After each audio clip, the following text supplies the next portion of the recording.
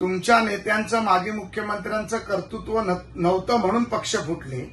ज्या पद्धतीमध्ये घरात बसून संघटना चालवली, संघटनेच्या पदाधिकाऱ्यांना हीन दर्जाची वागणूक दिली, ड्रम गेट ते मेन गेटच्या पलीकडे कधीही मुख्यमंत्री गेले नाहीत, त्या मातोश्रीच्या बाहेर कधी पडले नाहीत, मानेला पट्टा लावून बसले।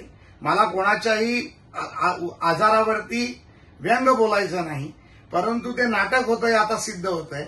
आणि त्यामुळे कार्यकर्ते खऱ्या अर्थाने जी शिवसेना बाळासाहेबांनी बनवली, जी शिवसेना हिंदुत्वाच्या भूमिकेतून राहिली, ते हिंदुत्व ज्या दिवशी तुम्ही काँग्रेस बरोबर गेला तेव्हाच तो पक्ष फुटला होता। आणि ज्या पद्धतीमध्ये शरद पवारांनी फोडाफोडीचं राजकारण केलं आणि या राज्यामध्ये घराणेच्या घराणी फोडली, पक्षाच्या पक्ष फोडले, त्याच पवारांबरोबर ज्यांनी शिवसेना फोडली त्या पवारांबरोबर तुम्ही गेला तेव्हा तुमचा पक्ष फुटला होता।